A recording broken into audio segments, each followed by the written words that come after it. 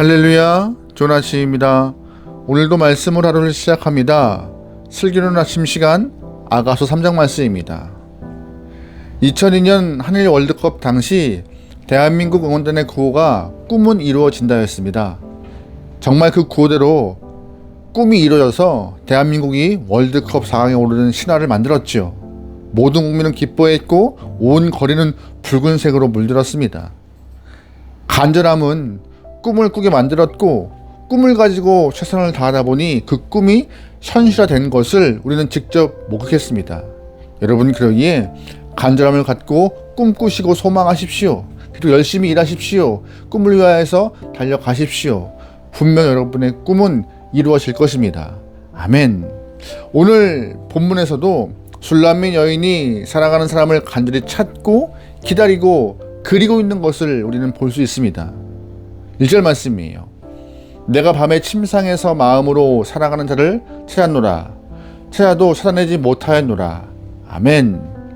1절 말씀에 밤에 침상에서 마음으로라는 말이 있습니다. 이 말 통하여서 술람미 여인이 꿈을 꾸고 있는 상황임을 짐작할 수 있어요. 그 여인은 꿈에서도 사랑하는 사람을 찾고 또 찾았습니다.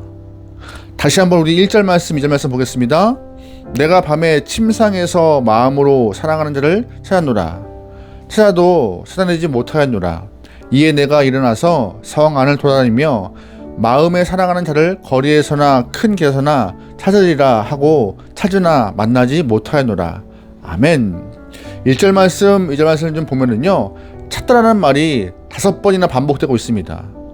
사실 히브리 성경을 보면은요, 이 찾다라는 말의 뜻을 가진 박화시라는 단어가 4번만 반복되고 있습니다. 박화시는 간절하게 찾고 간절하게 기다린다는 뜻입니다.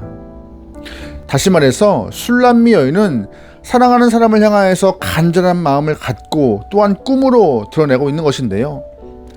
사랑하는 사람을 찾는 그런 절실함이 4번이나 반복되고 있는 것이죠. 그런데 놀랍게도 결국 그녀의 간절함이 이루어졌습니다. 4절 말씀이에요. 그들을 지나치자마자 마음에 사랑하는 자를 만나서 그를 붙잡고 내 어머니의 집으로 나를 잉태한 이의 방으로 가기까지 놓지 아니하노라. 아멘. 꿈속에서 여인은 왕을 간절히 찾다가 만났습니다. 어디에서요? 꿈에서요. 결국 그의 간절함은 꿈속에서 만남이 이루어졌고 만남 이후에 떨어지지 않기 위하여서 그 여인은 사랑하는 사람을 꼭 붙잡고 놓지 않았다라고 말하고 있어요. 여러분 잘 아시겠지만 아가서에서 왕은 그리스도로 표현되고 있고 신부는 교회 또는 하나님의 백성을 의미한다 말씀드렸습니다. 그러니까 교회인 하나님의 백성들은 간절하게 주님을 기대하고 소망해야 함을 말하고 있는 것이에요. 누구처럼요? 술람미 여인과 같이요. 술람미 여인같이 꿈에서라도 간절히 그리스도를 갈망하고 기대한다면 그 간절함으로 인하여서 주님을 만날 것이며 주님을 만난 이후에 우리는 끝까지 붙들고 놓지 않아야 함을 알 수 있는 것이죠. 그것이 신앙인의 기본 모습이라는 것이에요. 여러분 주님을 간절히 사모하십니까? 만나기 원하세요? 오늘 술람미 여인과 같은 간절한 모습이 우리의 삶에 꼭 있게 소망합니다. 아멘. 이쯤 되면 우리는 스스로에게 가장 간절한 것이 무엇인지 한번 질문해 봐야 합니다. 우리는 여러 간절함을 갖고 살아갑니다. 그러나 신앙인으로서 또한 하나님의 은혜로 생명 얻은 우리는 가장 간절한 것이 주님을 만나는 것이 되어야 할 줄 믿습니다. 술람미 여인이 사랑하는 사람을 만나기를 간절히 고대했던 것과 같이 우리도 주님 만나기를 간절히 기대하면 꿈속에서라도 주님을 만나게 될 줄 믿습니다. 그러기에 주님을 붙들고 놓지 않는 하나님의 귀한 영혼에게 소망합니다. 아멘. 우리는 경험을 통하여 알고 있는 것이 있는데요. 갖고 싶은 것이 생겨서 간절히 소망했고 드디어 소망한 것을 갖게 되어서도 시간이 지나면 흥미를 잃고 실증을 내는 우리의 모습을 알고 있습니다. 내가 원하고 바라는 것이 시간 따라 변하고 썩어질 것이라면 그걸 아무리 내가 얻는다 할지라도 금방 사라지는 신기루와 같은 것임을 우리는 알고 있어요. 하지만 주님을 갈망하고 기대하고 소망하면, 그래서 주님을 만나고 경험하면 주님은 우리의 삶에 생명과 힘을, 소망과 능력을 더해 주실 것입니다. 신기루처럼 사라지는 것이 아니에요. 술람 여인이 간절히 소망하여 꿈에서 신랑을 만난 것과 같이 우리도 주님 만나기를 간절히 소망하고 쫓고 찾을 수 있는 귀한 영혼 되길 바랍니다. 그럼 오늘 본문에서 신부가 이렇게 기다리고 고대했던 신랑은 누구일까요? 6절 말씀에 설명이 있습니다. 6절, 7절 보겠습니다. 모략과 유향과 상인의 여러가지 향품으로 향내 풍기며 연기, 기둥처럼 거친 들에서 오는 자가 누구인가? 볼지어다 솔로몬의 가마라 이스라엘 용사 중 60명이 둘러쌌는데 아멘. 10절 말씀입니다. 그 기둥은 은이요 바닥은 금이요 자리는 자색 깔개라 그 안에서 예루살렘 딸들의 사랑이 엮여져 있구나. 아멘. 10절 말씀을 보니까는요, 은과 금이라는 표현이 있습니다. 이것은 솔로몬이 타고 온 가마를 설명하고 있는 것입니다. 또한 솔로몬이 어떻게 와요? 모략과 유향과 향품의 향기를 진하게 풍기면서 오고 있대요. 게다가 60명의 호위무사가 있대요. 굉장하게 느껴집니다. 그런데 신부가 기다리던 왕의 모습을 설명하면서 조금 떠오르는 부분이 있지 않으세요? 신약에서 동방박사의 예물이 좀 떠오릅니다.